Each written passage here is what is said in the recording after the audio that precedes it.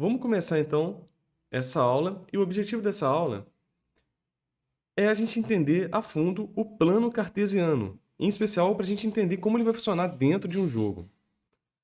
Vamos lá.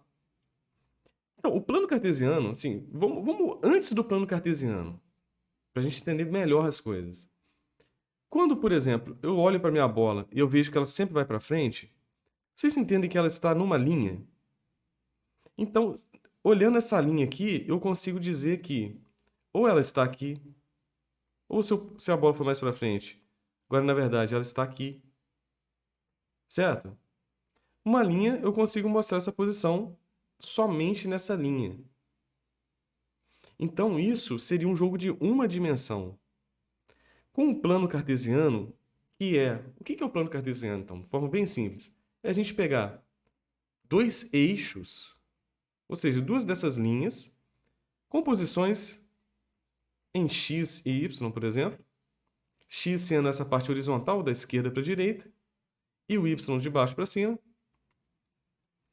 E assim eu consigo ter pontos de coordenada. Como assim? Imagina que aqui eu tenho as minhas linhas e eu consigo dizer que essa bola está nessa posição, x, por exemplo, 98, e aqui o y menos 1. E agora, legal, a gente entendeu o que é um plano cartesiano, ou a gente lembrou, na maioria de vocês. Só que quais são as características do plano cartesiano no Scratch? No Scratch, e essa aqui é uma característica do Scratch, é que ele está dessa forma, ele passa no centro da tela. Então aqui a gente tem dois eixos aqui para uma ponta de coordenada. Ele representa então a posição no x, no caso aqui 98, no x, e no y está menos 1. Então 98 e menos 1. Isso vai dizer o que então? A posição dele, a partir dessas duas coordenadas. Ok? Então, assim, a gente consegue olhar no nosso ator, que é a bola de futebol, a posição X, que é a parte horizontal, e o Y, a parte vertical, com a característica de que passa no centro. Legal? Ok. Então, assim funciona o plano cartesiano, tá? Então, se a gente quiser... Espera aí. Se a gente quiser que ela vá para frente e para trás, significa que ela está indo, nesse caso, da esquerda para a direita. Ou seja, ela vai estar variando o valor em x. Vamos centralizar, então, o y para zero. O que vai acontecer? Ela vai para o meio da tela. O x para zero, ela vai para o meio da tela. Se a gente variar esse valor, por exemplo, menos 50, ela vai para a esquerda. E mais 100 para a direita. Tranquilo, simples. Ok, então dessa forma a gente entende como a gente faz para poder ir para a esquerda e para a direita. Mas, se fosse tão simples assim, né? Tem uma coisa interessante aqui, que é o quê? Existe um para a direita e para a esquerda que a gente vai chamar de global, desse plano cartesiano global, ou seja, que funciona para este nosso micro-universo, que é essa janelinha do jogo. É o nosso jogo, é o universo do jogo. Lá dentro tem esse é o leste, esse é o oeste, sabe? Esse é o norte, esse é o sul. Que a gente viu dessa forma, começando no zero, x positivo para cá, y positivo para cá. Só que cada ator ele possui uma direção. Nesse caso, essa bola ela está como se estivesse olhando para a direita, ela está apontada para cá.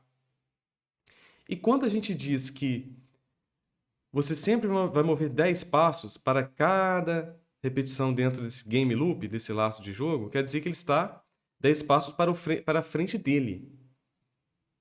Mas e se eu quisesse que essa bola, por exemplo, fosse para a diagonal, 45 graus aqui? Vou colocar 45 na direção. Quer dizer que agora ela está apontada para cá. Tá vendo? Só que eu não vou alterar isso. Ele vai continuar andando 10 passos para frente. Mas é qual frente? a frente local. Ou seja, existe um eixo que a gente vai chamar de eixo local no personagem.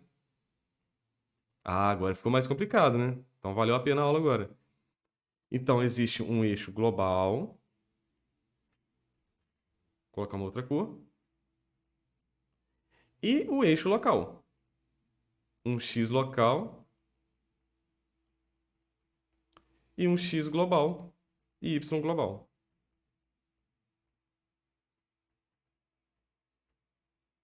Ok? Para que eu estou falando isso? Porque, por exemplo, se eu quisesse que essa bola começasse não da esquerda para a direita, mas na diagonal, e ela fosse quicando dentro do nosso campo, até acertar o gol, por exemplo. É o que eu vou querer. A gente vai fazer assim nesse nosso Rocket League. Então eu já vou começar com essa direção inclinada. Se eu executar agora, sem alterar uma linha de código, ela vai estar fazendo isso. É claro que a gente vai precisar, daqui a pouco, entender que quando essa bola bater, ela vai ter que ir quicando nas bordas.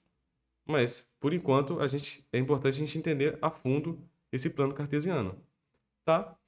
Quer dizer que, então, o nosso ator ele também tem uma rotação que é feita a partir da direção. A gente pode alterar isso, tá? Pedindo para ele girar para um lado, para o outro. A gente pode também falar quando ele tocar na borda para ele voltar, ou seja, se ele estiver vindo para uma direção aqui, por exemplo, ele vai voltar para baixo. Se ele estiver vindo para cá, ele vai voltar para a esquerda. E assim em todas as direções. Quer dizer que na parte azul a gente consegue agora entender melhor que o mova ele vai para a direção, para a frente da direção, ou seja, no eixo local, e o adicione valores a x e a y significa que eu vou estar adicionando para ele ir para a esquerda e para a direita o que? Global. Nesse global aqui. Se eu falar para ele adicionar 10 em x, ele vai sempre para a direita, independente da direção dele. E a y, sempre para cima. Se eu quiser que ele fosse para a esquerda, menos 10. Se eu quiser que ele fosse para baixo, menos 10, ou valores negativos. Indo para baixo, indo para a esquerda. Já aqui é na direção local. Então, vamos para o próximo conceito na próxima aula.